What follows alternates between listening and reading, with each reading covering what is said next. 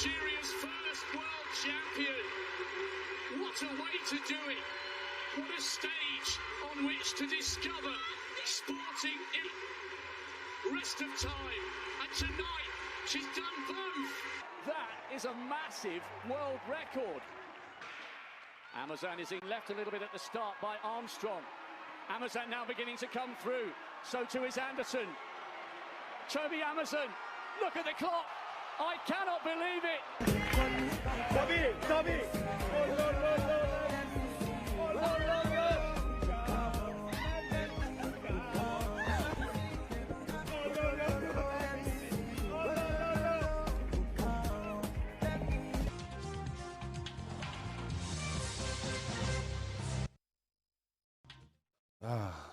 At least this is refreshing. It's in a season of gloom. Oh, something to just something to make us extremely happy. That particular clip, I saw it this morning and I watched it over and over again. I saw the way she won that 100 meters hurdle, and I looked at it and I remember Usain Bolt when he won in that World Athletic Championship when he did 9.64 at that time, and over and over again, it took this woman consistency, a lot of things.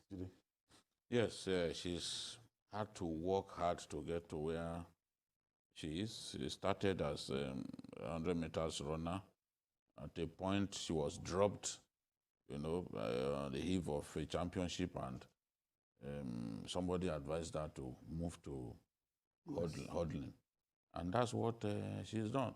Her school in America first rejected her because at times she was doing 14 seconds, and they felt, look, this is too slow.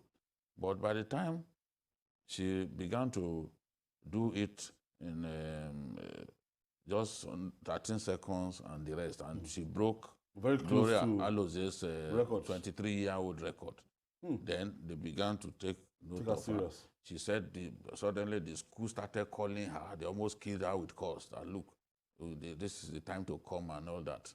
That's the school in the US. So this is someone who has really worked hard to be where she is, and I'm sure that back in her school, Our Lady of Apostle Secondary School, Jebode, they'll be very proud that they produced an athlete, a world-class athlete. Nigeria had never won gold in the World Athletics Championship. Never. So to see our national anthem being played on such a big stage is something of tremendous pride. And to see even white people, tears of joy.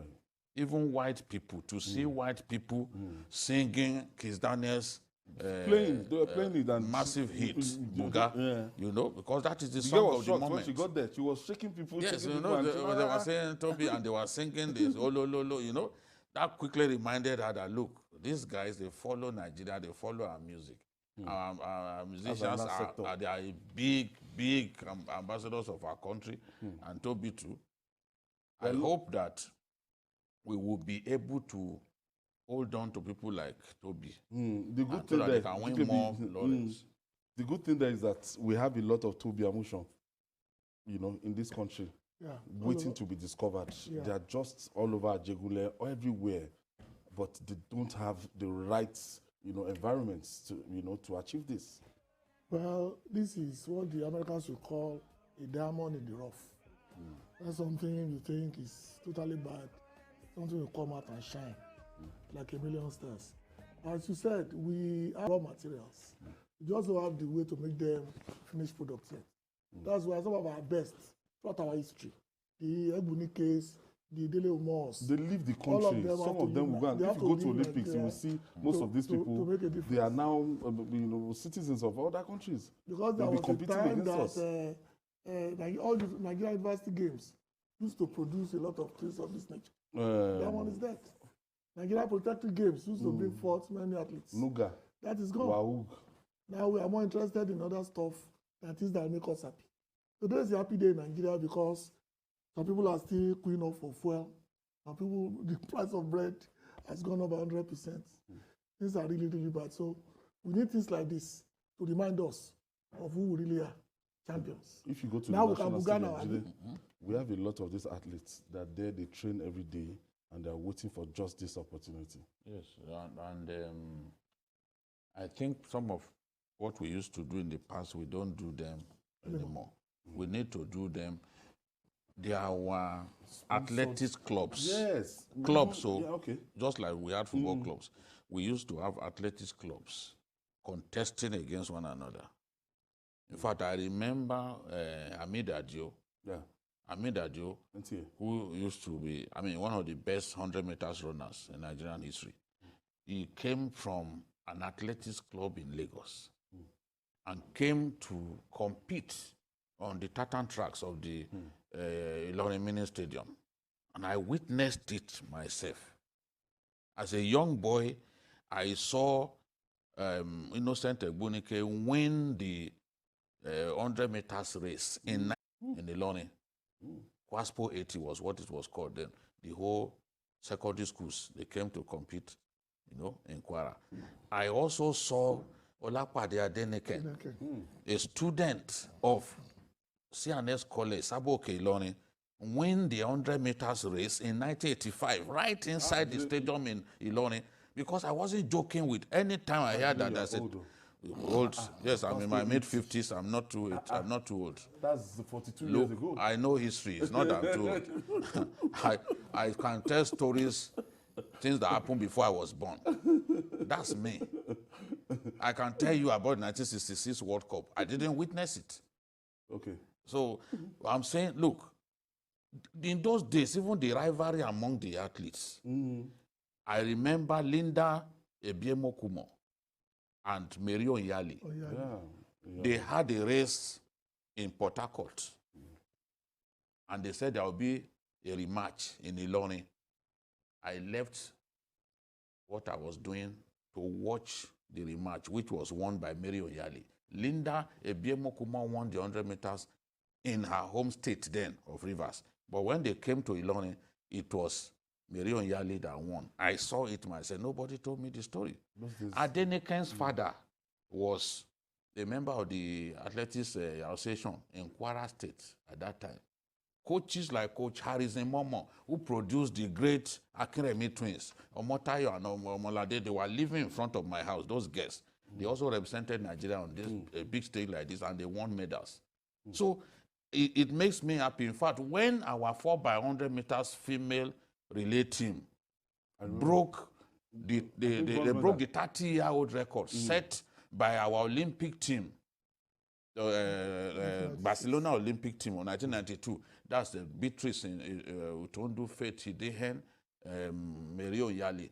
That's their Christian Para Thompson. That team. This set, very young girls that we are put together now, very young, probably the youngest ever. They broke that record. But unfortunately, they came fourth behind Germany.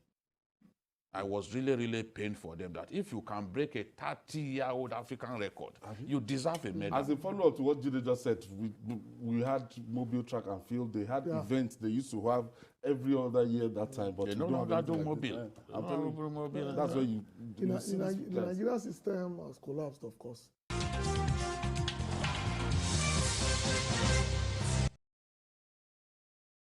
It is the season of politicking in Nigeria, when the use of various devices by politicians to check opponents is rife. The Federal High Court sitting in Abuja has dismissed a suit filed by the People's Democratic Party, PDP, against the presidential candidate of the All Progressive Congress, APC, Bola Tinubu, that of the Labour Party, Peter Obi, over the use of placeholders running mates. In the judgment, Justice Donatus Okorowo ruled that the suit is unknown to law, hence an abuse of court process. Justice Okorowo said the court lacked jurisdiction to entertain the matter and also held that the suit did not disclose any reasonable course of action against the respondent. Jide, we quickly take this. Brother, when we come back, we conclude on this. Please stay with us. Welcome back. So, somebody from the People's Democratic Party thought he could use this as a loophole to stop the Labour Party and the All Progressive Congress candidates.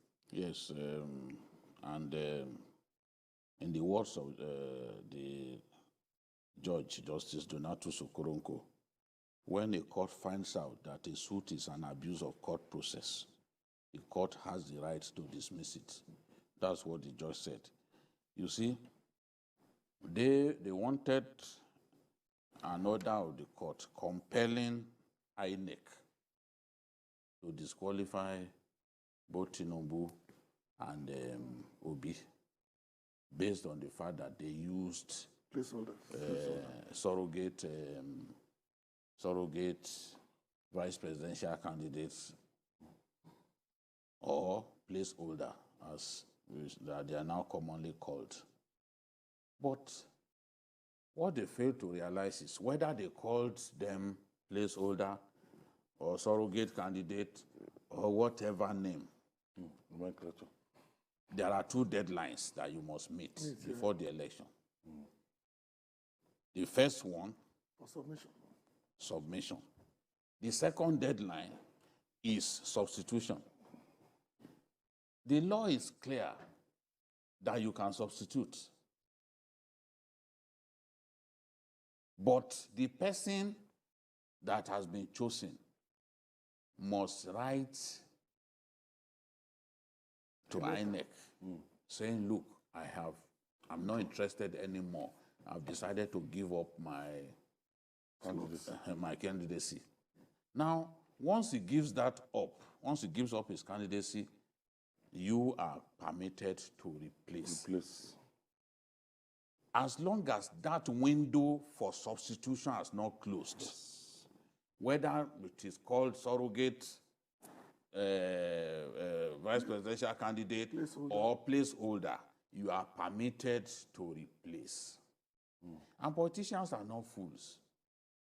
Masari, for example, was the vice presidential candidate. Surrogate. Yes, for the APC. For the APC. And Doyo Hupe was the one for the Labour Party. For Labour Party. Politicians will have done their homework well. It's not going to be a case of, oh, no, I'm not going. No, I would rather stay.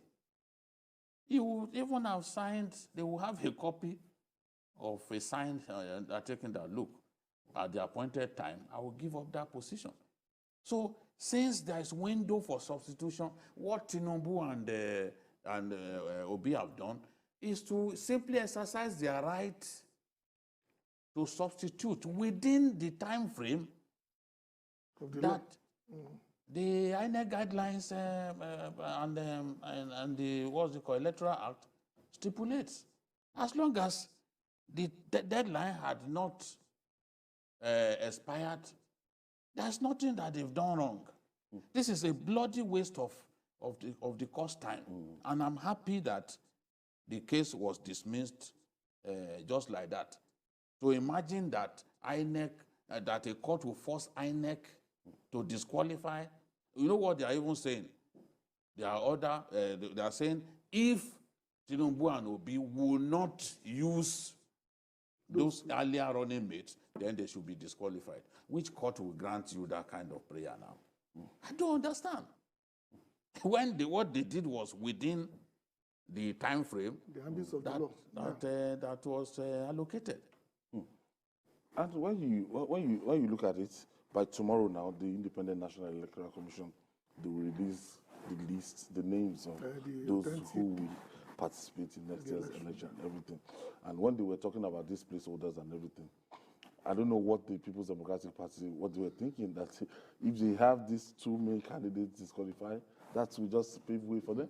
Yeah, politicians are eternal optimists, and nothing is stupid when it comes to grabbing power.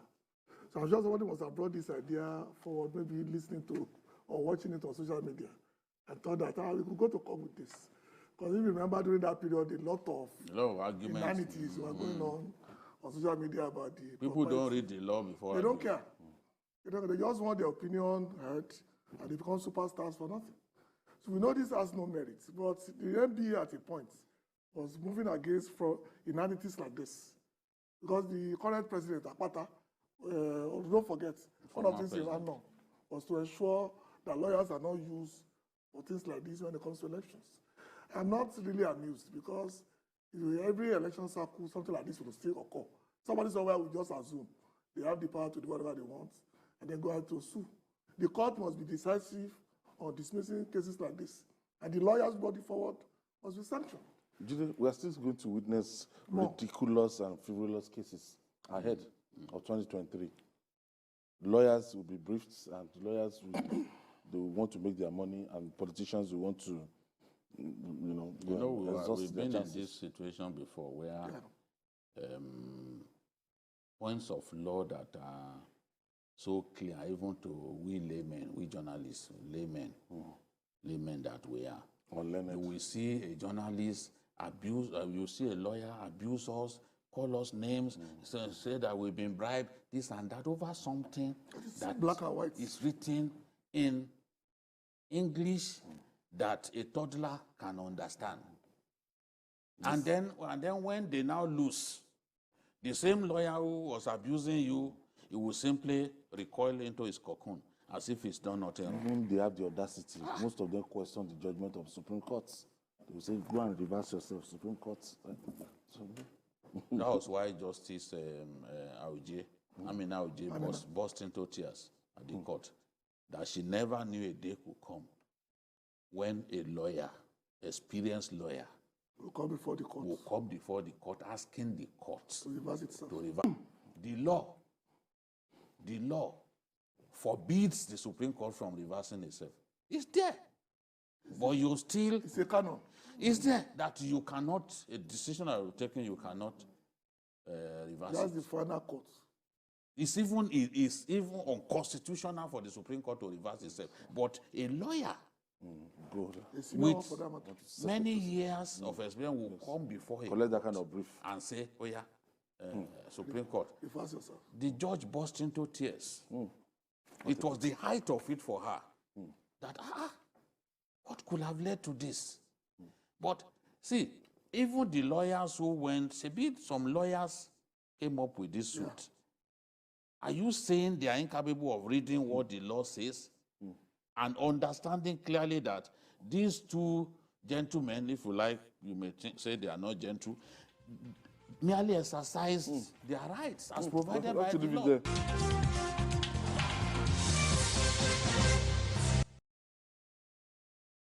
Life is self-expression in your own space, in your own way. And when you've got your whole life ahead of you, your style simply becomes your attitude. And at the right time, you step out to bring more of you right into your space. Welcome to the world of Vento Furniture.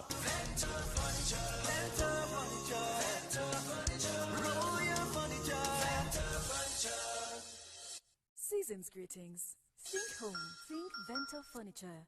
The ministry collaborates with several stakeholders, and in getting Mr. President to sign an executive order, the one on ease of doing business, we actively participated in that. We also work with the CBN on the automation of the Nigerian export processing form and the TRMS, and the ministry also coordinates and works with the central bank on banking and financial institutions and establish the relationships between, so we're the link between the state and the banking system. The ministry also has enabled the Nigerian Export-Import Bank to grow by expanding its share capital so that it is able to provide more financing for the export sector of our country. This message is brought to you from the Federal Ministry of Information and Culture. Our country one better. Nigeria one better. Who go do one for us? Yeah, so people of Nigeria, they jolly for the better when one shele for we country. So as they ready to vote Asiwaju Bola Tinubu as the next president of Nigeria, I ain't get the experience where you go fit to use take make our country better. People of Nigeria, for this and many other better things when in don't bunklize, it good make we all vote Asiwaju Bola Tinubu for president of Nigeria. Kashif Shettima as vice president. Vote APC. You will need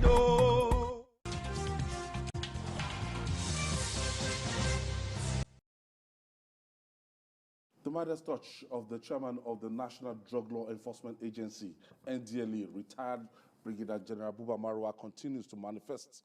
NDLA operatives have uncovered a major warehouse in Ebute area of Ikorodu, Lagos, where 1,855 kilograms of cocaine was stored.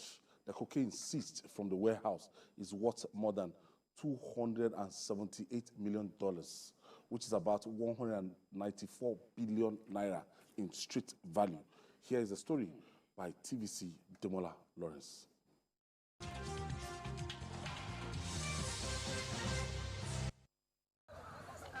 This is Olokunla Crescent in Ebute, Ikorodu area of Lagos, southwest Nigeria. On cocaine. At least 4 drug barons, including a Jamaican and the warehouse manager, were arrested in connection with the drugs. In the well-coordinated intelligence-led operation by the National Drug Law Enforcement Agency, NDLA, that lasted 2 days, the operatives arrested the suspect at different locations in Lagos with 185 kilograms of illicit drugs worth $278 million. So we have to acknowledge the support of our foreign counterpart, that's the American Drug Enforcement Administration, commending the NDLA officers, the DA officers, and men of the Nigerian military who had supported us in this effort. He also said it is the seizure, this huge seizure is a deadly blow to the drug cartels and a sign that they will all go down. On whether the agency will be influenced in its decision to charge the suspect to court, the NDLA spokesperson has this to say. The chairman of the agency, General Marwa, coordinated this operation. Every minute up till the last minute before you gathered here, he was on top of it. So you know the kind of person he is. You know his antecedents. It's not somebody that can be manipulated or swayed by anybody. For the agency, this is a stern warning to all drug barons all over Nigeria that the fight against illicit drugs will definitely get a boost and will get a fight to the end. Ademola Lawrence, TVC News, Lagos.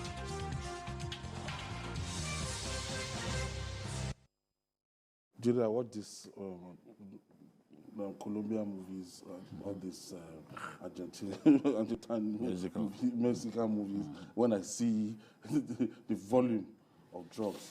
But Nigeria, this is quite unusual. This is mind-blowing. Well, you know why this is not strange to me? There was a time when cocaine was brought into our country in a container. We containerized cocaine and brought it here. I'm sure you can remember. Yeah. That's a long time ago. A whole load of cocaine, a whole container full of cocaine. You can imagine a 50-foot container. You know how long it is and how wide it is to fill it with cocaine. What would the street value of that one be? You see? But we've got to commend General Marwa. General Marwa is a Nigerian hero. What he's doing currently, people may not see it because he doesn't make any noise. Yeah. He just does his work carefully. He is someone who is showing us that if he gets bigger responsibilities, he will similarly deliver. Since he got there, people have been asking me that, does it mean that we didn't have NDLA before? Honestly. Because this is the time where we are now, the NDLA is now doing its work. And the kind of money they offer these people, that they snub. So you must believe so much in your boss. Yes. To not be swayed. I don't know. I asked him the day I interviewed, I said, what did you say to the staff on your first day at work here? Because there's a breath of fresh air, renewed vigor in the way these guys are doing their work. You will now ask yourself, is it that he brought new staff, but he didn't bring anybody? That's what leadership does. But that they have someone who is sitting there who is focused on his goal. As usual. Yeah, that's it. They have all keyed into the Marwa vision. Yeah. This is what we are seeing. The general was telling me that between January 2021 and June 2022, 17,647 drug offenders were arrested. Just look at within that period. Then, more than 3.5 million kilograms of illicit drugs, valued at 130 billion, was seized during the same period. Now, you can imagine if that quantum of illicit drugs should get into the streets. It is not even on the streets. We already have enough mad people. Honestly. So you can imagine mad people. It's not everybody wearing dirty. It's not only everybody in rags that is mad. No. You see a lot of young people just moving around. You think that they are normal human beings. No. They are not. The sense of reasoning has taken a flight. Long ago. They are not human beings anymore. So they are not there is a story. In their thinking. Let me tell you, their actions. The general told me we have a big drug problem in our country. Yeah. It is estimated that up to 30 million Nigerians are on drugs. Children, they are already drugs. Those drugs alter their mindset, and they think that, oh, this is the solution, even if it's temporary. But a life of drug addiction is what they have embraced with their own hands. Yeah. Now, he was telling me about a man who has a son, who is a junkie. That man is a prominent person in our country. He didn't tell me the name, because he fears me as a journalist. He didn't tell me. But that man cannot go to bed until his son has already started snoring. Because he doesn't know what he will do next. He could cut his throat. Yes. So every time, before he goes to bed, he makes sure that he's safely snoring in his room. Not just that he's asleep, or snoring. That's the only way. Yes. You know that is in dreamland already. Yeah. So since it's in dreamland, that is the time to sleep. Now, the NDLA has already done rehabilitation for more than 11,000 people within the time that Marwa got there. That should tell you that we are in trouble. Yeah. We are in trouble. I also want to believe strongly that Nigeria is being used as a transit camp, sort of. Because all this level of cocaine and the quantum of money will not be meant for the Nigerian market. So there is a way. Anyhow, we have the people that will consume it. Yeah, we have the money. You know, the thing I see there is that maybe the other routes have become unsafe for them. And then they put their eye on Nigeria now that maybe that is another aspect they can explore. How did this get to our country? Is it that these guys are mixing everything here? They have the solution here? No. I think they came into our country. They brought it in. Yes. Because when he was thanking those foreign people, exactly, maybe they were tipped off. Exactly. So all these things, what we have seen is that this man has come with a renewed energy, and we must thank God that at least the government got this right at this point by naming him as the chairman of the NDLA. And there is no any executive interference here and there that go ahead and do his work. So I want us to take a very critical look at that instance. That I believe very strongly that they are trying to divert their route to Nigeria. And they've got their match in this man. And all we need to do is to continue to pray for him and assist. And his team. And the team, exactly, that I have my first caller. Taiwo is calling us from London. Thank you for joining us, Taiwo. Yeah, good evening. Well done for the good job you're doing.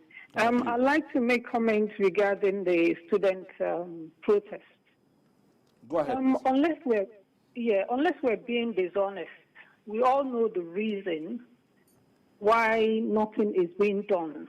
It's simply because the children of the high and mighty, they don't study in Nigeria. If they study in Nigeria, they will put more care in education. They love education just for their children, not for the masses. And it is so unfortunate. Can you imagine the student being out of school for 7 months and the president of House of Representatives is just coming out after 7 months? Where has he been? Where has he been? Thank you, Taro. Judith, the flip side of this drug thing is our children. There's fire on the mountain. See, you don't know where to start. You don't know where to start. Male, female. Guess now. Guess. Now think there's no big deal smoking cannabis. Yeah. In the IM. If I told someone that, look, all my growing up years, all my growing up years, that I never saw a girl smoke cannabis before me. He said, he said, come to shrine. Come to shrine. Come to shrine. You will see them in the open. I said, well, I don't want to see such people. So you won't see me even go near that place. It's terrible. And I'm happy that the president, all the way from New York, called Marwa to congratulate him over this feat. Because the story is all over the world. No, because this is a huge breakthrough. Monumental one. It's a big breakthrough. It's something for which, do you know, they can give those guys the kind of money that will settle them for life now. Yeah. But they refuse to take it. Yeah. If they wanted to compromise, even on the matter of Abba Kyari, they could have compromised. Exactly. But you know what Marwa did? When Marwa saw that, because it was promised that, okay, he will be released so day. When he saw signs that they were vacillating, by himself he came out to say, we have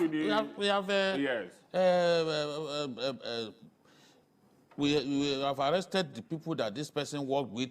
You know, we are waiting for the police to surrender. They wanted to politicize it at the initial stage, but later they just saw that, look, no, they didn't. If you made a promise that you give him up to so day, once that day had come, live up to your promise. Yes.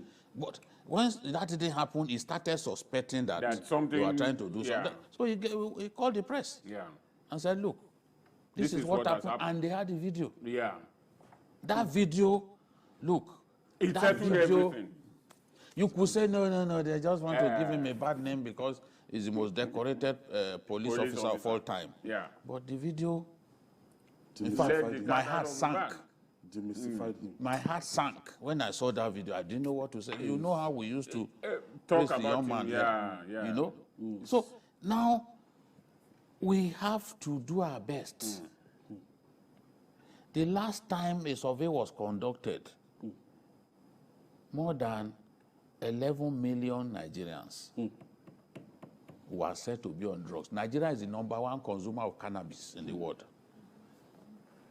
Yes, we grow it here. Of course, no, that one in your state. No, in every corner you go, they grow it. So we are the #1 consumer. And you can now see why these are people, when they go to countries like Thailand, like Malaysia and the rest of, they will catch them. China, once they catch you, if you go to the northern part of the country, if you go to the north, codeine. You know, they have their own. They have their own addictions. You know what is even there now? There are these young boys who go around like Meshai, those who sell tea.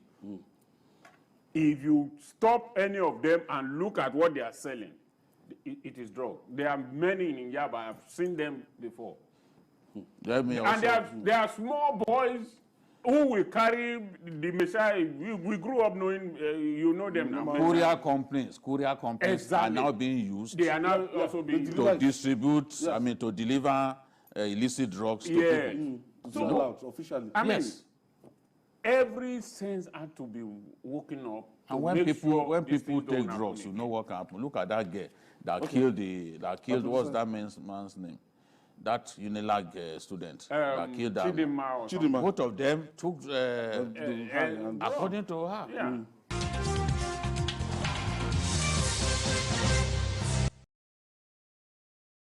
My brother, my sister, do you know that winning an election is not only about getting the majority vote? For that your candidate to be declared winner of the election, he or she must secure 25% of the vote in 2/3 of all states plus the FCT to be president, and 25% of the vote in 2/3 of all local governments of a state to be governor. This is constitutional, and every presidential candidate has had to pass this threshold. Even governors have had to make this mark to get elected in their states. We live in one country with different languages, religions, and ethnic groups. This is why it is not enough to have only northern votes, or southern votes, or eastern votes, or western votes. The only way to get elected as president or governor is by gaining enough support across the country and states. Let us make sure that we know now so that we don't cause an issue tomorrow. This message is brought to you by the Center for Democracy and Development, CDD, with support from the Foreign Commonwealth and Development Office, FCDO. For the first time, we have a formal sector that is exporting gold out of Nigeria and paying royalties. Within 3 months of operation, they were able to pay ₦1 billion in royalty to Nigerian government. This had never happened before. Most of the operations were artisanal, small scale, or outright illegal activity. So government was not gaining anything. So we were able to create a lot of jobs through that. This message is brought to you from the Federal Ministry of Information and Culture. It's a new dawn for Nigeria. Oh, better days are coming. Better days that gives us hope and strength. It's a new dawn in Nigeria. The firmament portends a bright future as the people of Nigeria move to vote a man whom they have come to trust. That man is Asiwaju Bola Tinubu. Vote Bola Tinubu as president of Nigeria. Vote Kashim Shettima as vice president. Vote APC. Bring the smiles back to all Nigerians.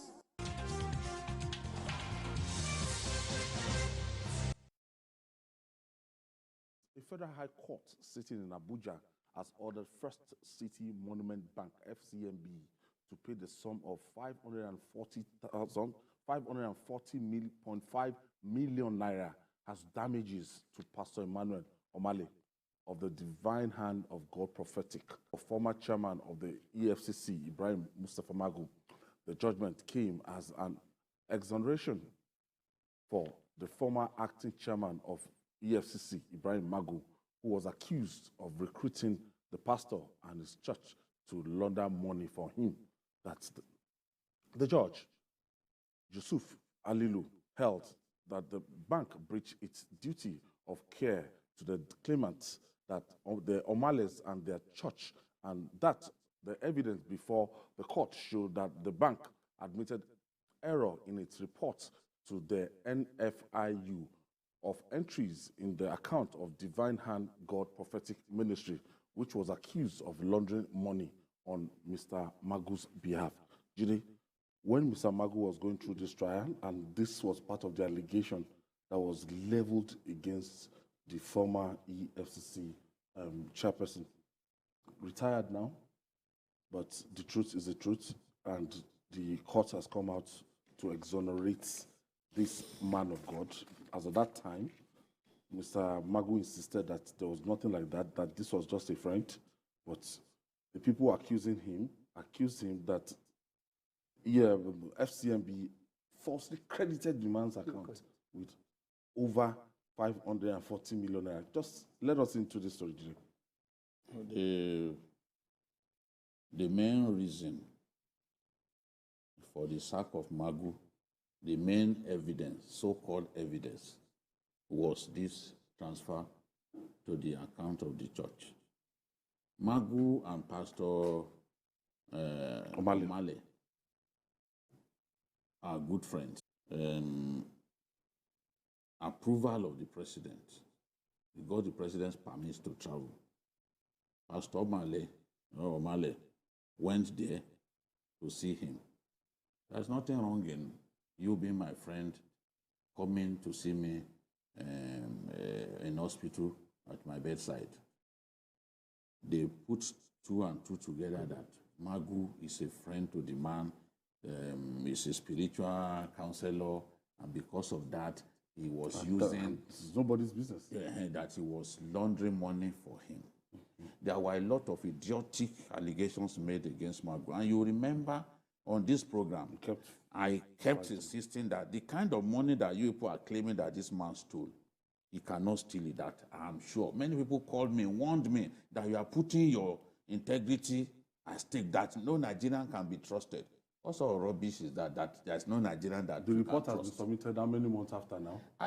We can't have a situation in which we will conclude that every Nigerian has a price. Every Nigerian can compromise. No. And that was why we felt at that time that this thing was wrong. And I backed them. Despite pressure from people, stop defending him. You will be ashamed at the end of the day. I refused.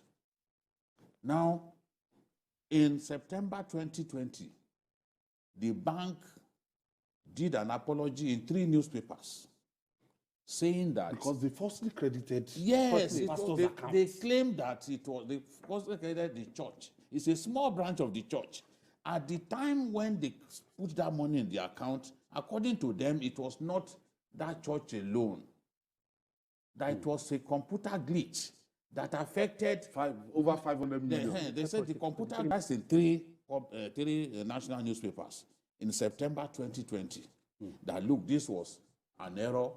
But what they did was immediately the so-called computer, credited the account of a church that the balance before that money was lodged was just 1.5 million. It's a small branch. 1.5 million. Yes. Move to 500, over 500 million. It's a small branch. You know, you then notified the NFIU.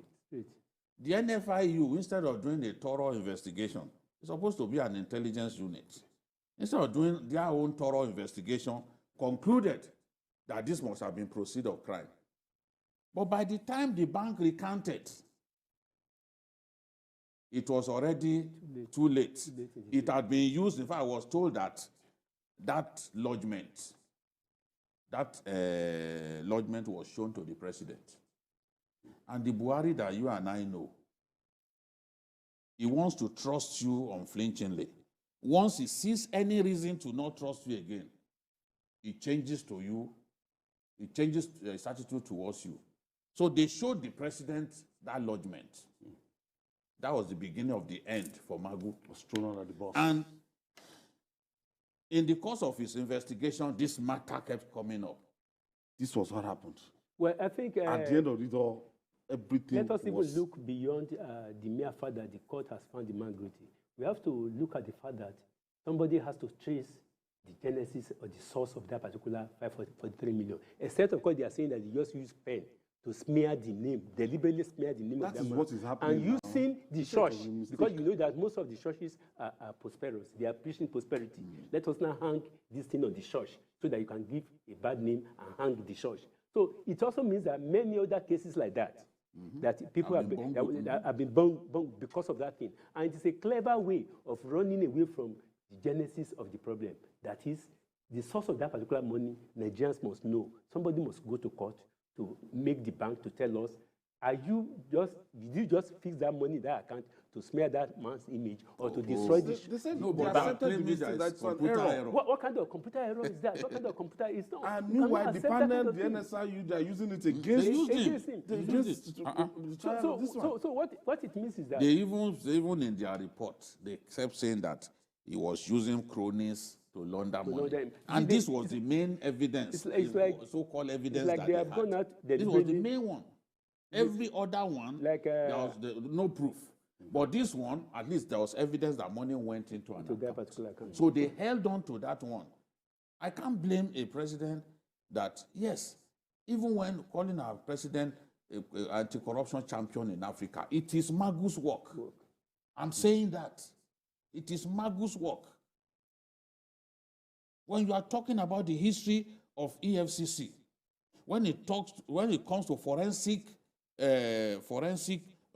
investigation, Magu was the star when we had Ribadu there. He was the star. Some of the biggest cases, he was the one who investigated them.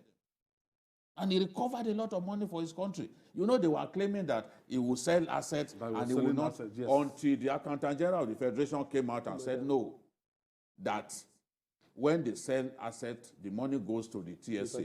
And the TSA account is domiciled with the CBN. All kinds of lies. They said, you know, they went to his house. Magu has only one house. His lawyer even confirmed. It's in Karu. It's in Karu in Abuja. They went there, they sacked the house. His wife was going after them. At least you will not plant anything here in my presence. They went and they didn't see anything. Silly people on social media claim that they found dollars, they found this and that. And I'm like, look, do they even know this fellow? Typical Dankwai. You know, when you see like a bushman, it's difficult to get him to even touch up like a proper, you know, no. Say, is that one that will now stack his house with dollars? I mean, in our country, when some of these things are done, it's just politics. There are some who feel threatened by him. And we like a situation of this pulling down syndrome. Yes. Anytime you hear that somebody high up there is coming down, everybody does. And they are happy. Everybody. Mob mentality. Yes. Everybody. You are right. You are right. You won't even listen to him. I think for any public figure of his status, we just have to admit one Okoje said that fighting corruption is a very dangerous game. Yes. So the moment you are seen to be doing what is right, what is normal, for you. Everybody will come for you. So I think we should guide against such a thing in future. And ordinarily, with this case.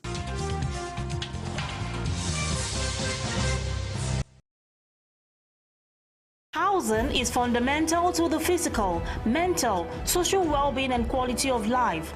In Nigeria, a large proportion of people live in slums and unplanned settlement because of their inability to own a house or rent decent accommodation. On this program, I analyze the challenges affecting the housing sector with stakeholders to provide solutions. I don't think that anybody can pretend that we're going to close the 17 million homes gap in 5 years. Each episode gives an insight into the housing plight of Nigerians. The gate man here needs a house as much as the millionaire who is driving past there needs a house. How can the housing sector be made better? Would the dream of owning a house by an average Nigerian be achieved? What strategies are the government putting in place to provide affordable and decent housing for all? Let's bring you up to speed on the happenings in the housing sector. Keep it. The Shared Prosperity Weekly TV series on TVC News. It is through this telecast the viewers get to know what is happening in the prosperity government of His Excellency Senator Hope Uzodinma, the Executive Governor of Imo State. Through this program, all questions agitating the minds of citizens and residents of Imo State are answered in details with documentary evidence. Don't miss it. Keep a date with us.